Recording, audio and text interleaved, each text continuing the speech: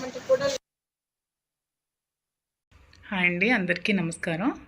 నేను మాధురి. యాక్చువల్గా డాక్టర్స్ కొంచెం హెడాక్గా ఉంది అని చెప్పి కొంచెం రెస్ట్ తీసుకోమన్నారు. అలానే నేను నా సోషల్ మీడియాలో ఇన్స్టా వేదికగా ఒక పోస్ట్ పెట్టాను. నేను రెస్ట్ తీసుకుందాం అనుకుంటున్నాను, కొద్ది రోజుల తర్వాత మళ్ళీ మీ ముందుకు వస్తాను అని చెప్పి. ఇలా రెస్ట్ తీసుకుందాం అనుకున్నప్పుడు నేను న్యూస్ ఛానల్స్లో నిన్నే చూశానండి. దువ్వాడ వాణి అనే ఆవిడ మళ్ళీ నా మీద కామెంట్స్ చేసింది. ఆ కామెంట్స్ చేసినందుకే నేను మళ్ళీ మీ ముందుకు రావాల్సి వచ్చింది. అవి ఏ విధమైన కామెంట్స్ అంటే, నా వల్ల శ్రీనివాస్ గారికి థ్రెట్ ఉందని, నా వల్ల దువ్వాడ వాణికి థ్రెట్ ఉందని ఆవిడ కామెంట్స్ చేసింది.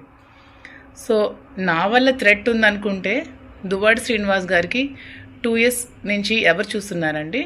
2 years నుంచి అతను ఆలనా పాలనా అంతా ఎవరు చూసుకుంటున్నారు? ఏమే వచ్చి చూసుకుంది? నేనే కదా చూసుకున్నది. మరి 2 years ముందు నుంచి లేని థ్రెట్ ఇప్పుడు ఎందుకండి వస్తుంది సడన్గా? మరి ఈవిడే కదా మీ మీడియా అందరినీ పిలిచి మాధురి శ్రీనివాస్ గారితో ఇదే ఇంట్లో 2 years నుంచి ఉందని చెప్పే కదా ఫస్ట్ ఎలిగేషన్ స్టార్ట్ చేసింది. మీ మీడియా సాక్షిగా తన అందరికీ పిలిచి దివల్ మాధురి అనే అమ్మాయి శ్రీనివాస్ గారితో ఈ ఇంట్లో 2 years నుంచి ఉంటుంది అని చెప్పి కామెంట్స్ చేస్తూ ఆమె ఇక్కడికి వచ్చి ధర్నా స్టార్ట్ చేసింది. అది ఏ విధంగా చేసిందో మీరే చూశారు. టచ్ పాస్ చేసి, డోర్స్ విరగొట్టి, గోడలు విరగొట్టి, ఒక 10 మందిని తీసుకొచ్చి శ్రీను గారి మీద అటాక్ చేయడానికి చూసింది. ఈవెన్ చంపడానికి కూడా ట్రై చేసింది ఆ 10 మందితో కలిసి.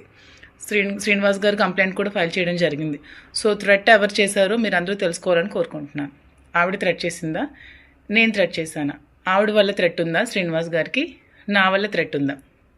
సో ఇదే విధంగా ఇంకొక విషయం, ఆవిడ ఈ ఇల్లే కావాలి, ఇక్కడి నుంచి నేను కదలను, ఆమె ఇక్కడే వచ్చి ఉంటుంది, ఆమె ఇక్కడ ఉంటే నేను ఒప్పుకోను అనే కామెంట్స్ కూడా మళ్ళీ చేస్తుంది. సో ఆ కామెంట్స్ చేసింది కాబట్టి నేను రెస్పాండ్ అవ్వాల్సి వస్తుంది. ఆమె ఇక్కడే వచ్చి ఉంటుంది అనే దానికి ఉంటే మేము ఉంటామండి. ఎందుకంటే శ్రీనివాస్ గారికి పార్థిసం ఆశార్ అనే వ్యక్తికి స్థలం తీసుకున్నప్పుడు అతనికి ఒక 60 lakhs ఎలా పెండింగ్ ఉన్నారో, ఈ హౌస్ కన్స్ట్రక్షన్ సమయంలో నేను కూడా ఒక 2 crores ఇవ్వడం జరిగింది.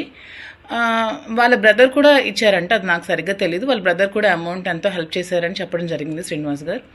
సో నేనెప్పుడు డబ్బులు తిరిగి ఆశించి అతనికైతే నేను ఎప్పుడు ఇవ్వలేదు.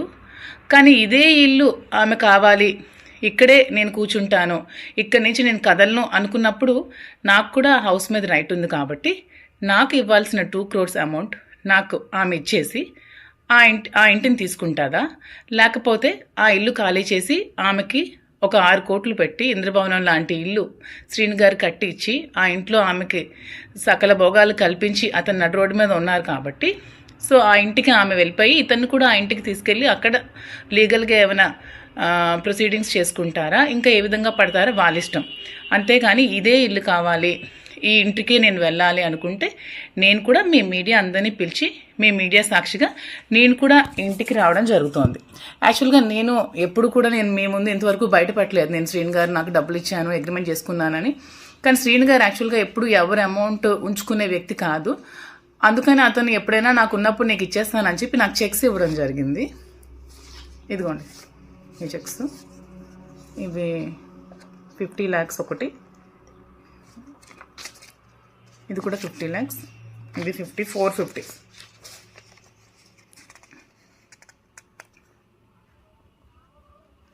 సో ఇవి కూడా నేను ఇప్పుడు చూపించిన దానికి నేనేదో ఆశించి నేను డబ్బులు ఇచ్చానని చెప్పడానికి కాదు.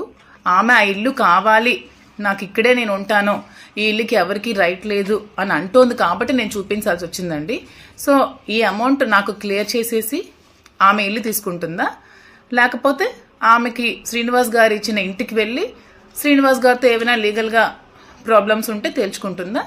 సో మీరే ప్రజలే డిసైడ్ చేయాలండి.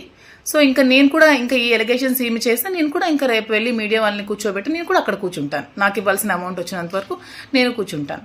ఇది త్వరగా క్లియర్ చేసుకుంటే మంచిదండి. దీన్ని రాజకీయ ఉద్దేశంతో ఇంకా ప్రొలాంగ్ చేసి ఇంకా చేయాల్సిన అవసరం లేదు. ఇది అందరూ తెలుసుకుంటారని కోరుకుంటున్నాను. Thank you so much.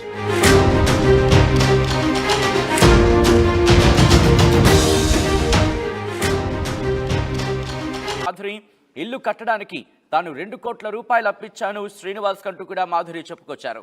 ఇక తాను శ్రీనుకి ఇచ్చిన డబ్బు ఆశించిన అంటూ కూడా శ్రీనివాస్ను ఉద్దేశించి మాధురి చెప్పుకొచ్చారు.